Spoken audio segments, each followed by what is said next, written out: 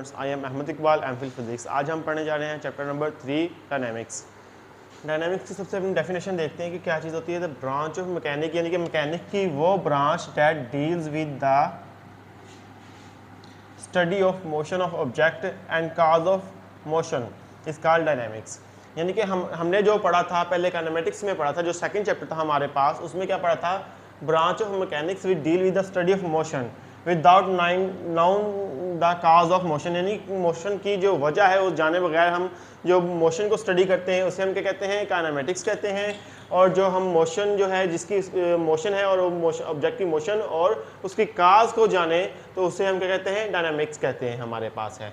Next इसके और है हमारे पास फोर्स क्या है, इनर्शिया और मोमेंटम के बारे में हम डिस्कस करते हैं। फोर्स क्या है हमारे पास, फोर्स मूव्स हरकत करती है और टेंड टू मूव या हरकत करवाती है, स्टॉप रोकती है, टेंड टू स्टॉप या फिर रोकती है the motion of a body, किसी भी बॉडी की हरकत को, इसे हम क्या कहते हैं, फोर्स कहते हैं। Force can also change the direction of motion of a body, force जो है मोशन की डायरेक्शन को भी चेंज कर सकती है। ये कैसे है, हम इसकी एग्जांपल लेते हैं। हम डेली लाइफ में से क्रिकेट खेलते हैं बच्चे, जो क्रिकेटर्स हैं, कि जब वो बॉल को कैच करते हैं या पकड़ते हैं, तो जब वो बॉल जो हरकत कर रही होती है, जब पकड़ते हैं तो वो क्या कर रहे हैं, बॉल को रोकते हैं। तो वो क्या कहते हैं, फोर्स लगा रहे होते हैं, उसके ऊपर रोक रहे होते हैं। जब बॉल, जैसे कि इसकी हमने दूसरी देखा है कि force can also change the direction of motion of a body, motion of a body की डायरेक्शन को भी चेंज कर देती है। कैसे, जब बॉलर एक बॉल करवाता है, क्रिकेटर बैट से क्या करता है, हिट करता है, तो बॉल की जो डायरेक्शन है वो क्या हो जाती है, तब्दील हो जाती है, वो दूसरी तरफ हो जाती है, बाउंड्री की तरफ चली जाती है। इस तरह फोर्स का क्या करती है, फोर्स या तो रोकती है या रोकने की सलाहियत रखती है, या फिर हरकत करवाती है या फिर हरकत करवाने की सलाहियत रखती है, या फिर वो क्या करती है, मोशन जो है बॉडी की हरकत कर रही है उसकी डायरेक्शन को क्या कर देती है, तब्दील कर देती है, चेंज कर देती है। इसे हम क्या कहते हैं, फोर्स कहते हैं। नेक्स्ट है हमारे पास है इनर्शिया है हमारे पास। इनर्शिया क्या चीज़ है, inertia is the property of a body due to which it resist any change in the state of rest और मोशन। यानी कि ये क्या है, ये किस बॉडी की क्या है, खासियत है, खसूसियत है, जिसकी वजह से क्या आती है कि बॉडी जो रेजिस्ट करती है कि या तो वो रेस्ट की हालत में रहे या फिर वो हरकत करिए तो हरकत की ही हालत में रहे। यानी कि अगर रेस्ट में है तो वो रेजिस्ट करती है कि वो रेस्ट की हालत में ही रहे, और जब वो हरकत में होती है तो रेजिस्ट करती है कि वो हरकत में ही रहे। इसे हम क्या कहते हैं, इनर्शिया कहते हैं। हमारी बॉडी में भी एक इनर्शिया मौजूद है जिसकी वजह से हम नीचे नहीं गिरते हैं। यानी कि इनर्शिया क्या है, वो रेजिस्ट करती है कि अगर वो हरकत में है तो हरकत में रहे, अगर वो रेस्ट की हालत में है तो वो रेस्ट की हालत में रहे। नेक्स्ट है हमारे पास, नेक्स्ट पॉइंट है हमारे पास मोमेंटम है। Momentum of a body is a quantity of motion possesses due to mass and velocity.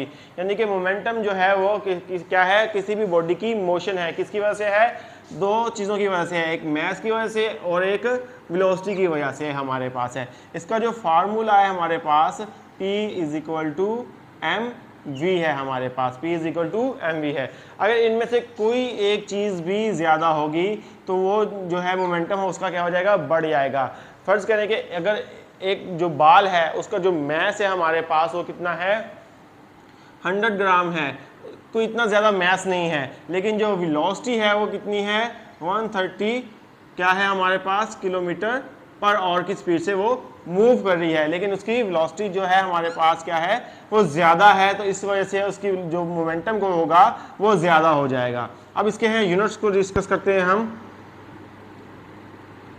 ये जो है हमारे पास है मैस है, और ये क्या है हमारे पास, वेलोसिटी है। मैस के यूनिट्स हमें पता है कि किलोग्राम होते हैं हमारे पास, और वेलोसिटी के जो यूनिट होते हैं वो क्या होते हैं, किलोमीटर पर सेकंड होते हैं हमारे पास, मीटर पर सेकंड है, तो इसके यूनिट्स क्या हो जाएंगे, किलोग्राम मीटर पर सेकंड इसके यूनिट्स हो जाएंगे हमारे पास। तो अब हमने मोमेंटम में क्या डिस्कस किया है, मोमेंटम में हमने डिस्कस किया है कि जो बॉडी जो है वो किसी भी बॉडी में मोशन जो होती है वो किसकी वजह से होती है, एक मैस की वजह से होती है, दूसरा वेलोसिटी की वजह से होती है। ये किसने डिस्कस किया था, ये गैलीलियो ने डिस्कस किया था।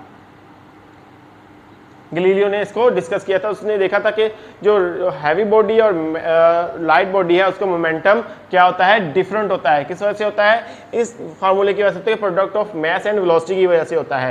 यानी कि अगर वेलोसिटी ज़्यादा होगी तो भी उसका मोमेंटम ज़्यादा होगा, अगर मास ज़्यादा होगा तो भी उसका मोमेंटम ज़्यादा होगा। जैसे कि आप अगर एक साइकिल वाले को रोकने की कोशिश करते हैं तो आप आसानी से उसको रोक सकते हैं, क्योंकि उसका मास जो है वो क्या होता है, कम होता है, इसी वजह से उसका मोमेंटम जो होता है वो कम होता है। उसके उल्टे अगर करें कि गाड़ी को रोकने की कोशिश करें तो गाड़ी या फिर रोड रोलर को रोकने की कोशिश करेंगे तो आप उसको रोक नहीं पाएंगे। इसकी वजह ये क्या होगी, अगर वो कम वेलोसिटी के साथ भी मूव कर रहा हो उसकी वजह क्या होगी, उसका मैस जो होगा वो ज़्यादा होगा और जब जिसकी वजह से उसका मोमेंटम भी क्या हो जाएगा, ज़्यादा हो जाएगा। अगर कोई वेलोसिटी किसी की वेलोसिटी बढ़ा देंगे तो उसका मोमेंटम भी उसके हिसाब से बढ़ जाएगा। आगे हम बढ़ते हैं, हमारे पास है Newton's first law of motion है हमारे पास। फर्स्ट लॉ ऑफ मोशन है, अ बॉडी कंटिन्यूज इस स्टेट ऑफ रेस्ट, यानी कि एक बॉडी जो है वो अपनी रेस्ट की हालत में रहेगी और यूनिफॉर्म मोशन या फिर अपनी मोशन की हालत में रहेगी, हरकत में रहेगी, अपनी पोजीशन लगातार चेंज करी होगी। इन अ स्ट्रेट लाइन, एक स्ट्रेट लाइन में हमारे पास है provided no net force acts on it, इस कंडीशन में कि उसके ऊपर कोई भी नेट फोर्स क्या है, अमल नहीं कर रही है। अगर नेट फोर्स एक्ट करेगी तो उसके ऊपर जो होगा वो अपनी कंडीशन को जारी नहीं रख सकेगी, या तो वो रेस्ट में नहीं रहेगी या फिर वो हरकत में ही नहीं रहेगी। जैसे कि कोई डेस्क के ऊपर कोई बुक पड़ी है हमारे पास तो वो पड़ी ही रहेगी जब तक एक्सटर्नल फोर्स उसके ऊपर ना लगे। अगर कोई ऑब्जेक्ट है वो मोशन में है हमारे पास तो वो मोशन में ही रहेगा अनटिल उसके ऊपर एक्सटर्नल फोर्स ना लगे। कैसे वो एक्सटर्नल फोर्स होगी, वो हमारे पास रेजिस्टेंस की एक्सटर्नल फोर्स होगी या रेजिस्टेंस होगी। जैसे कि हम गाड़ी में जा रहे हैं तो वो गाड़ी चलती ही रहेगी अनटिल के उसके ऊपर हम ब्रेक सप्लाई ना करें या फिर हमारे पास एयर फ्रिक्शन या रोड फ्रिक्शन या दूसरी कंडीशंस ना हो, तो ये आइडियल सिचुएशन ना हो हमारे पास, तो वो मोशन में ही रहेगी। तो ये हमारे पास क्या हो गया, फर्स्ट लॉ ऑफ मोशन आ जाएगा हमारे पास है। Newton's first law of motion also known as the law of inertia, इसको हम क्या कहते हैं, Newton first law of motion को हम लॉ ऑफ इनर्शिया भी कहते हैं। अब स्टूडेंट्स अक्सर ये गलती कर देते हैं क्वेश्चन पेपर में, जो पेपर अब में आता है सवाल कि वो कहते हैं कि state the law of inertia, तो लिख देते हैं कि Newton's first law of motion also known as law of inertia. ये आपने नहीं लिखना, बल्कि आपने क्या लिखना है, a body continue is state of rest और मोशन और uniform motion in a straight line, यानी कि बॉडी जो है वो रेस्ट की हालत में रहेगी या फिर मोशन में रहेगी एक सीधी लाइन में, provided that no net force act on it, कि ये कंडीशन हो हमारे पास के उसके ऊपर कोई नेट फोर्स कोई अमल ना कर रही हो। तो ये लिखेंगे फर्स्ट लॉ ऑफ, यानी कि लॉ ऑफ इनर्शिया में, ना कि ये लिखेंगे first law of motion also known as law of inertia. I hope students आपको आज का लेक्चर समझ आया होगा। आज के लिए इतना ही काफ़ी है, नेक्स्ट हम मज़ीद डिस्कस करेंगे। अल्लाह हाफिज़।